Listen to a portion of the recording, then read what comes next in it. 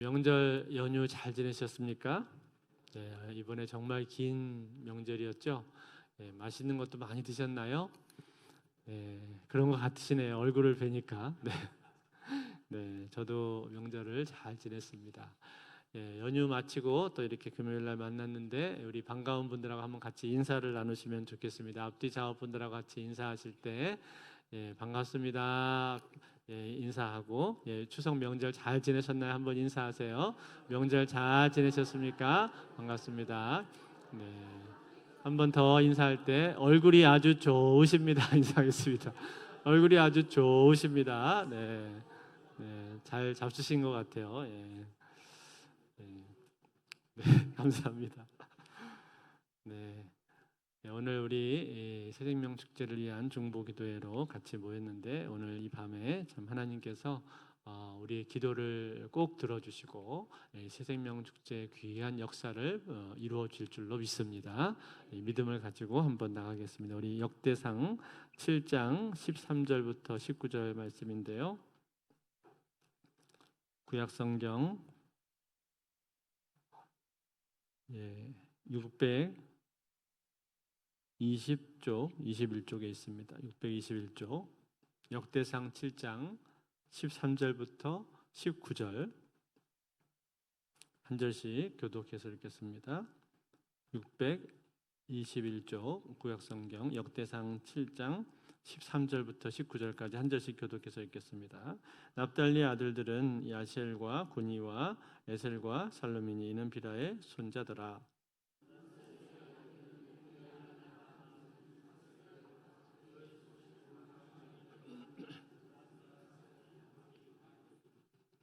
마길은 훗빔과 숫빔의 누이 마아가라 하는 이에게 장가 들었더라. 므낫세의 둘째 아들의 이름은 슬로보앗이니 슬로보앗은 딸들만 낳았으며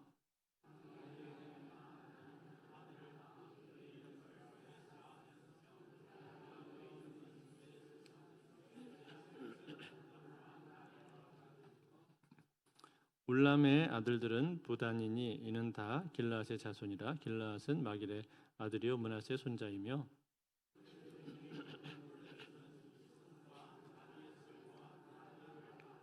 같이 읽겠습니다. 스미다의 아들들은 아히안과 세겜과 리키와 아니암이더라. 아멘. 우리가 지금 역대 상을 계속해서 살펴보면서 12지파의 족보 부분들을 계속 보고 있습니다. 그 중에서 오늘 우리가 읽은 이 본문에 나오는 지파는 납달리 지파의 자손들과 그리고 므낫세 지파의 자손들에 대해서 나오고 있죠. 먼저 납달리 자손의 이름이 나오는데 납달리는 오늘 본문에 보시면은 딱 한 절로만 기록이 되어 있습니다. 13절인데요. 납달리 아들들은 야시엘과 구니와 예셀과 살루민이 있는 비라의 손자더라. 이렇게 간단하게 기록이 되어 있단 말이죠. 납달리는 본래 누구의 아들입니까? 라헬의 몸종이었었던 비라의 아들이었습니다. 비라에게서 태어난 아들이 두 명 있었는데 단과 납달리였었죠. 그런데 이 납달리에 대해서는 왜 이렇게 짧게 기록을 했을까요? 조금 의아한 생각이 들죠. 창세기에 보면은 야곱이 마지막에 죽기 전에 자기 자손들에 대해서 유언하는 내용이 창세기 맨 끝에 보면 나오는데 거기 이 납달리에 대해서 뭐라고 유언을 했는가 하니 이렇게 유언을 했습니다. 창세기 49장 21절에 보니까 납달리는 노인 암사슴이라 아름다운 소리를 바라는도다. 자, 여기에서도 이렇게 짧게 한 절로만 딱 유언이 기록이 되어 있습니다. 뭐라고 표현했는가 하니 노인 암사슴이다 그렇게 말했죠. 암사슴은 아름답고 또 발걸음이 빠르기로 유명한데 마치 암사슴처럼 외부의 공격에 대해서 자신을 방어하는 데 매우 민첩하고 능숙한 그러한 자들이 될 거다라는 예언입니다. 실제로 그의 후손들을 보게 되면은 남쪽으로 갈릴리 호수 북부 지역까지 차지를 했었고 또 북쪽으로는 훌레 호수의 너머까지 갔었고, 그리고 서쪽으로는 아셀 지파 지역까지 그의 영토가 확장되는 것을 우리가 볼 수가 있습니다. 그리고 가나안 왕이었었던 야빈, 이 야빈의 군대가 이스라엘을 쳐들어왔을 때 그때 납달리 지파가 나서서 이것을 성공적으로 격퇴했었던 그런 역사도 있습니다. 그런가 하면 이 야곱뿐만 아니라 모세도 죽기 전에 납달리에 대해서 예언을 했었는데, 모세는 뭐라고 예언했는가 하니 신명기 맨 끝에 보면 모세의 노래, 모세의 예언이 나오는데 거기 이렇게 되어 있어요. 신명기 33장 23절에 보니까 납달리에 대하여는 일렀으되 은혜가 풍성하고 여호와의 복이 가득한 납달리여 너는 서쪽과 남쪽을 차지할지로다.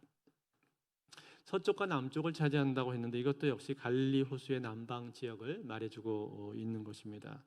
그 지역에 납달리 지파가 정착을 한 것이고, 또 은혜가 풍성하고 여호와의 복이 가득하다라고 말했는데 그만큼 이 납달리는 큰 문제 없이 평안하게 잘 지냈다라는 거예요. 그렇지만 이 지파는 이렇다 할 큰 업적이라든지 혹은 두각을 나타낼 만한 큰 활동이 없었기 때문에 성경에서 이 납달리에 대해서 기록을 할 때는 이렇게 짧게 기록을 하고 그냥 지나가고 있는 것입니다.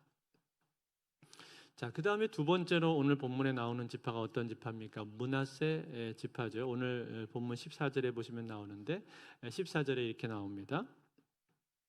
므낫세의 아들들은 그의 아내가 낳아준 아리스엘과 아스리엘과 그의 소실 아람 여인이 낳아준 길라스의 아버지 마길이니.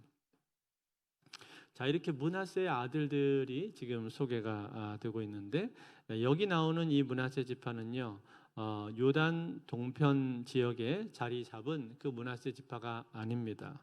요단 동편이 아니라 요단 서편에 있는 므낫세를 지금 말해주고 있는 거예요.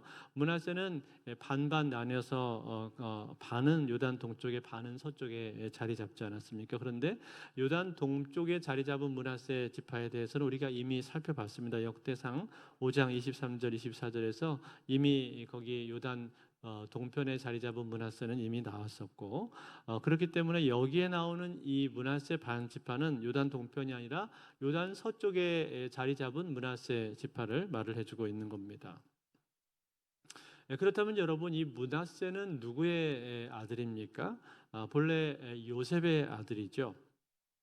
요셉이 애굽에서 나온 두 아들이 장자가 므낫세고 차자가 에브라임이었는데, 그런데 나중에 요셉의 아버지 야곱이 애굽에 와서 이 두 아들을 축복할 때 어떻게 축복합니까? 손을 이렇게 어긋 맡겨서 축복을 하잖아요. 그래서 오른손을 차자의 머리 위에 올리고 왼손을 장자의 머리 위에 올려서 축복을 합니다. 그래서 결과적으로 이 큰 아들보다는 작은 아들이 더 번성하게 되는 모습을 우리가 보게 되는 거죠. 그런데 여러분, 이 므낫세에 대해서 야곱이 예언을 할 때 므낫세와 에브라임을 별도로 축복하지 않고 별도로 예언을 하지 않고 한꺼번에 요셉으로 예언을 합니다. 즉 훗날 이 두 아들이 한 지파씩을 각각 차지하게 되겠지만 축복할 때는 그냥 요셉 지파로 뭉뚱그려서 축복을 했다, 그 말이에요. 요셉에 대한 예언은 무엇이었는지 우리가 지난 시간에 다 살펴봐서 잘 알고 있어요. 창세기 보면 요셉을 뭐라고 했냐면은 담장을 뛰어넘은 가지다, 그렇게 묘사를 해 주었죠.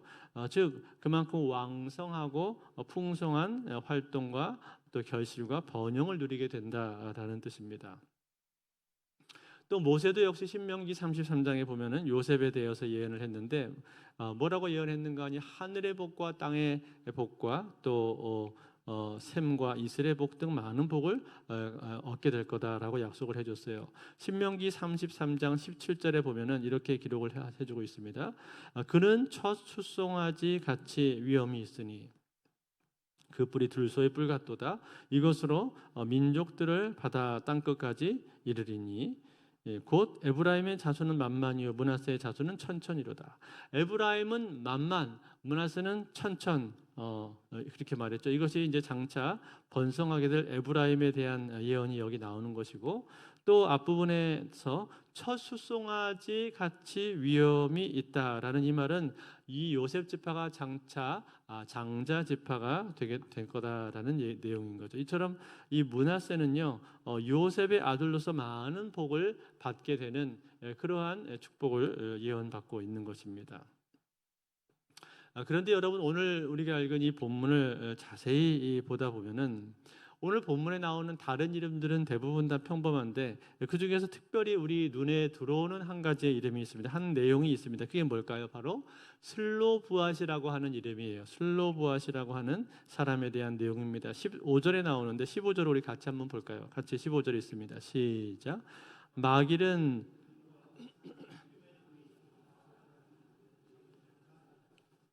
므낫세의 둘째 아들의 이름은 슬로브앗이니 슬로브앗은 딸들만 낳았으며. 자, 슬로브앗이라는 이름이 여기 지금 나오고 있는데, 이 사람은 어떻다고 말을 했어요? 딸들만 낳았다, 그렇게 기록을 했죠. 즉 아들이 하나도 없었다는 얘기예요. 요즘 말로 치자면 딸부잣집이에요. 딸부잣집. 그런데 여러분, 이 슬로브앗에 대해서 우리가 좀 잔잔하게 좀 생각을 해볼 필요가 있습니다. 왜 그런가 하니, 과거의 민수기에서 이 슬로브앗의 후손들에 대한 내용이 민수기에 한번 나온 적이 있습니다. 뭐라고 기록이 되어 있는가 하니, 민수기 27장 1절에 보시면은 이렇게 나와요. 요셉의 아들 므낫세의 종족들에게 므낫세의 현손 마길의 증손 길르앗의 손자 헤벨의 아들 슬로브앗의 딸들이 찾아왔으니 그의 딸들의 이름은 말라와 노아와 호글라와 밀가와 디르사라. 자, 이렇게 기록을 해줬단 말이에요. 여기 보니까 누가 지금 찾아왔다고 했어요? 슬로브앗의 딸들이 찾아왔다. 누구에게 찾아왔다고요? 모세에게 찾아왔어요. 모세하고 그 당시에 이스라엘의 지도자들이 모여 있는데 그 지도자들에게 슬로브앗의 딸들이 찾아왔단 말이에요. 찾아왔는데 찾아와서 하는 말이 무엇입니까? 그 다음 절 3절 4절 민수기 23장 27장 3절 4절 같이 읽습니다. 시작. 우리 아버지가 광야에서 죽었으나 여호와를 거슬려 모인 고라의 무리에 들지 아니하고 자기 죄로 죽었고 아들이 없나이다. 어찌하여 아들이 없다고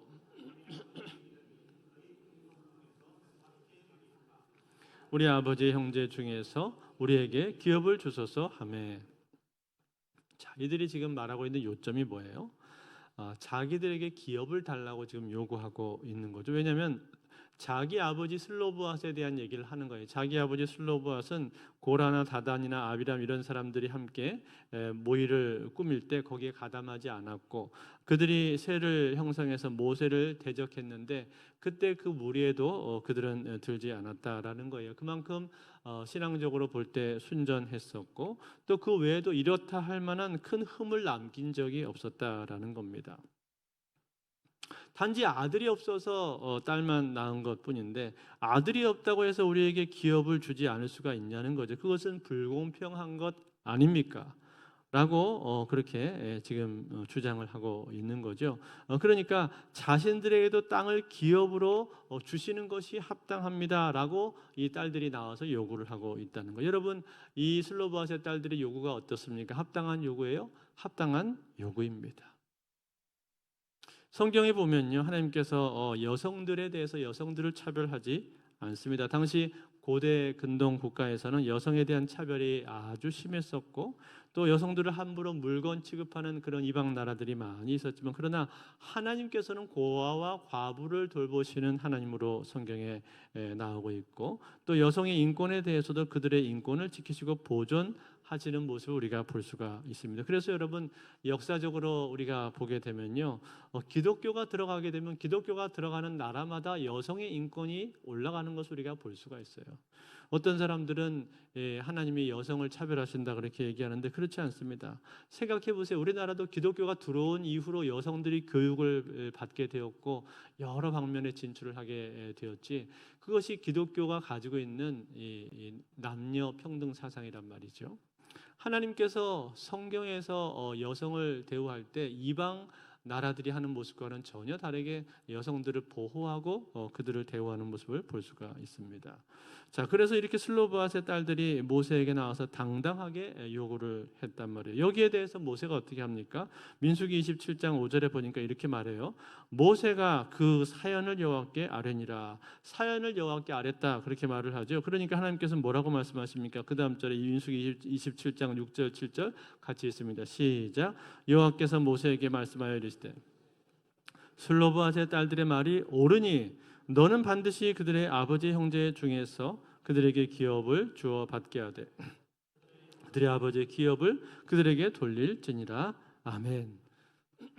자, 어떻게 되었어요? 하나님께서 이것을 흔쾌하게 허락해 주시는 모습 우리가 볼 수가 있는 거죠. 사랑하는 성도 여러분, 여기 이 슬로보아스의 딸들의 요구, 이 요구와 그리고 그 중간에서 모세가 이 사연을 하나님께 아뢰면서 중재하고 있는 이 모습, 그리고 하나님의 최종 응답을 한번 보십시오. 이것이 우리에게 무엇을 보여주고 있는 것입니까? 이것은 마치 우리가 하나님 앞에 드리는 중보 기도의 과정하고 대단히 비슷하구나 하는 것을 우리가 알 수가 있습니다. 여러분, 우리가 하나님 앞에 기도할 때 어떻게 기도를 합니까? 제일 먼저 기도해야 될 내용이 있죠. 기도 제목이 있죠. 그런데 그 기도 제목을 가지고 나갈 때 어떻게 나갑니까? 그냥 하나님 앞에 그 기도 제목을 나열하듯이 그렇게만 나가나요? 그렇지 않잖아요. 물론 우리가 그렇게 기도를 할 때도 있긴 합니다만, 그러나 우리가 하나님과의 관계 가운데 그 기도가 더 잘 응답을 받기 위해서는 어떻게 기도를 합니까? 하나님, 왜 이 기도를 나에게 응답을 해 주셔야만 하는지, 이 기도의 내용이 얼마나 나에게 중요하고 절박한 내용인지를 우리가 말을 하잖아요. 단지 이거 해주세요만 말을 하는 것이 아니라 이거를 왜 들어주셔야 되는지 우리가 하나님 앞에 나와서 설명을 하지 않습니까? 그럴 때 하나님께서 우리의 기도를 더 잘 들어주지 않는 말이에요. 정말 그러냐고요? 정말 그렇습니다. 여러분, 성경을 보면 그러한 예들이 많이 나오는데 누가복음 7장에 보면은 하나의 좋은 예가 나옵니다. 누가복음 7장에 어떤 백부장이 나오는데, 이 백부장이 사랑하는 종이 있었는데 이 종이 병들어 죽게 되었단 말이에요. 그런데 그때 이 백부장의 친구라고 말을 할 수 있는 유대인의 장로들 몇 사람이 예수님께 찾아와서 이렇게 요청을 합니다. 누가복음 7장 4절과 5절 말씀 같이 한번 읽겠습니다. 시작. 이에 그들이 예수께 나와 간절히 구하여 이르되 이 일을 하시는 것이 이 사람에게는 합당하니이다. 그가 우리 민족을 사랑하고 또한 우리를 위하여 회당을 지었나이다 하니. 자, 뭐라고 한 거예요? 주여, 이 백부장의 기도를 요청을 꼭 들어주셔야만 되겠습니다. 왜냐하면 이 사람은 이방인이지만 그러나 우리 유대 민족을 사랑했고, 얼마나 사랑했는지 우리 민족을 위해서 회당을 지어주기까지 했던 그런 사람입니다. 거기다가 자신의 종이 죽어가는데 하찮은 종에 대해서도 그렇게 애정을 가지고 그 사람을 살리려고 애를 쓰고 있는 이렇게 귀한 사람 아닙니까? 그러니 이 사람의 기도를 꼭 들어주셔야 됩니다 라고 지금 이 백부장의 친구들, 유대인 장로들이 나와서 예수님께 요청을 했단 말이에요. 그러니까 여러분, 예수님께서 어떻게 하셨어요? 그 요청을 들어주셨습니다. 들어주셨어요. 왜요? 백부장의 믿음을 보신 것도 있지만 그러나 그의 친구 장로들이 나와서 이 사람의 이 요청이 얼마나 중요한 요청인지, 왜 주님이 들어주셔야 되는지를 설명했단 말이에요. 그러니까 예수님께서 그 자세한 요청을 듣고 그 요청을 들어주시고 그를 고쳐주신 거예요. 사랑하는 성도 여러분, 우리도 살아가면서 이런 비슷한 일을 많이 겪지 않습니까? 우리와 자녀들과의 관계를 여러분 한번 생각을 해보시기를 바랍니다. 자녀들이 나에게 뭔가를 요구할 때가 있잖아요. 뭐 필요하다고 사달라고 쪼를 때가 있지 않습니까? 물론 비싼 거를 사달라고 쪼르면 바로 사주진 않고 우리가 고민을 하고 시간을 끌 때도 많이 있습니다만, 그러나 비싸고 안 비싸고를 떠나서 그것이 왜 필요한지, 그것이 그 아이에게 왜 필요하고 그 아이에게 얼마나 중요한 것인지, 그것을 그 아이가 나한테 자세히 피력을 하고 간절하게 그렇게 설명을 하면 어떻습니까? 우리 부모 된 사람들은 마음이 움직이잖아요. 여러분, 그렇지 않습니까? 그게 비싼 게 되었다 할지라도 아이가 그게 정말 그 아이한테 절실하게 필요한 것이고 정말 중요한 것이고 왜 내가 이것을 꼭 가져야 되는지 그것을 나한테 내가 납득이 될 수 있도록 설명을 하면요, 부모는 마음이 넘어가게 돼 있는 거예요. 심지어 그게 비싼 거라 할지라도 내가 이걸 어떻게 해서든 아이한테 채워주고 싶다. 그런 마음을 갖는 것이 바로 부모의 심정 아니냐, 그 말이에요. 하물며 우리 하늘 아버지 되신 하나님께서 어떠시겠습니까? 하나님께서 우리의 기도를 들으실 때도 그것과 똑같은 것입니다. 하나님 앞에 우리가 나와서 하나님 이것을 나에게 주셔야 되겠습니다.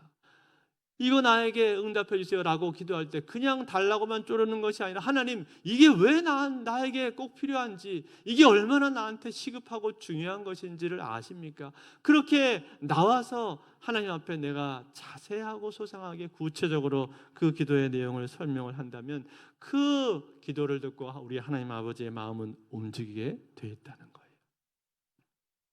하나님 다 아시겠지 뭐, 이렇게 하면서 말을 안 하시는 분들 있는데 여러분, 그것은 사실은 그렇게 바람직한 기도 아닙니다. 물론 하나님 아십니다. 그럼에도 불구하고 하나님께서는 내가 내 입으로 그 기도의 내용을 말하기를 원하신단 말이에요. 왜요? 내가 내 입으로 그 내용을 말하는 과정을 통해서 하나님께서는 나를 바꾸시고 변화시킬 수가 있습니다. 그 부르짖는 그 시간을 통해서 나를 더 절실하게 만드시고 내 마음의 기도가 더 정금처럼 나오게 만들어 가시는 거예요. 그것을 통해서 하나님께서 그 기도가 응답되게 되었을 때, 응답이 나에게 오게 되었을 때, 아하, 이것은 하나님께서 나에게 응답해 주신 거구나 라고 분명히 알 수 있도록 그렇게 만들어 가신단 말이에요. 만약 내가 그 기도 제목을 그렇게 구체적으로 하나님 앞에 가지고 나와서 자세히 소상하게 말씀드리지 않았다면 하나님께서 아시겠지 뭐 그러면서 속으로만 기도했다면 나중에 그게 응답이 되어도 이게 정말 하나님 나에게 응답을 주신 것인지 우연의 일지로 이것이 이루어진 건지 그거를 내가 잘 알 수가 없단 말입니다. 결국 그것이 나의 신앙에 미치는 영향력이 작아지는 거예요. 내 신앙이 자랄 수 있는 폭이 적어지는 거예요. 그렇기 때문에 하나님은 무엇을 더 기뻐하시는가? 우리의 기도 제목에 대해서 그냥 속으로만 기도하는 게 아니라 구체적으로 내 입을 열어서 하나님 이걸 해주셔야 됩니다. 왜 이것이 꼭 필요한지, 왜 중요한지 아십니까? 그러면서 내가 그 내용을 자세히 설명하면 그 자세히 설명하는 과정을 통해서 하나님께서는 내 동기, 마음의 동기도 점검하실 뿐만 아니라 그것을 통해서 그 응답이 하나님으로부터 온 거구나라는 걸 분명히 알게 하신단 말이에요. 그로 말미암아 우리의 신앙은 성장하게 되는 것이고 하나님과의 관계가 더 깊어지고 그 관계가 증진되게 되는 것. 이것이 하나님의 기도 응답의 원리인 겁니다.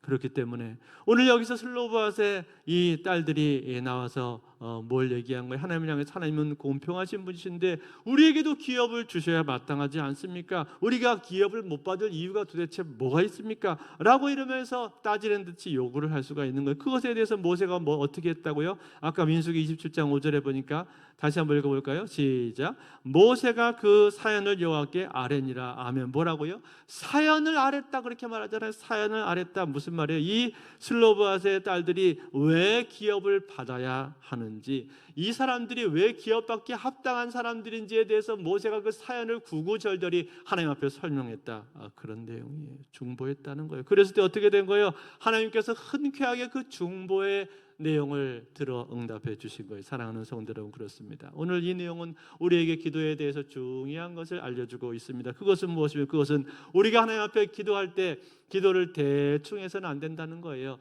기도를 뭉뚱그려서 해서는 안 된다는 거예요. 왜 내가 하나님 앞에 이 기도를 드리고 있는지, 이게 왜 응답이 되고 이게 왜 중요한지에 대해서 우리는 자세히 설명할 필요가 있는 겁니다. 자세히 설명하고 구체적으로 설명하면 설명할수록 그 기도는 더 분명해지게 될 것이고, 그리고 그 기도는 하나님의 보좌에 더 가까이 닿게 될 줄로 믿습니다.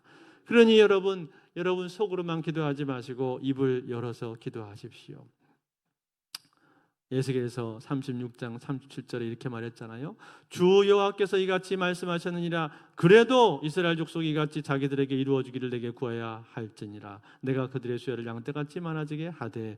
그래도 이스라엘이 구하야 할지니라. 하나님이 아신다는 거예요. 알아도 구하라고 말씀하시는 거예요. 뿐만 아니라 너는 내게 부르짖으라. 내가 내게 응답하겠고 내가 알지 못하는 그 은밀한 일을 내게 보이려 약속하셨잖아요. 부르짖으라는 겁니다. 입을 열어서 부르짖어라.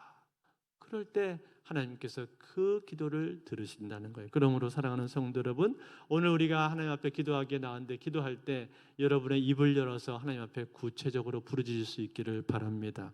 특별히 이번에 내가 마음으로 작정한 VIP들 있잖아요. 모시고 올 VIP들 있잖아요.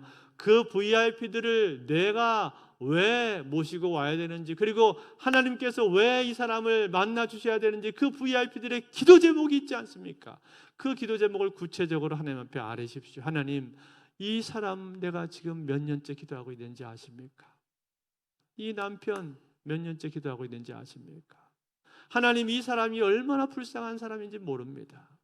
이 사람이 구원을 받아야 그 집이 변화되고 그들이 구원을 받을 텐데 하나님 응답해 주십시오. 그렇게 그 VIP들의 기도 제목을 구체적으로 가지고 나와서 아뢰십시오. 그러면 하나님께서 그 구체적인 기도를 들으시고 반드시 응답을 줄 줄로 믿습니다.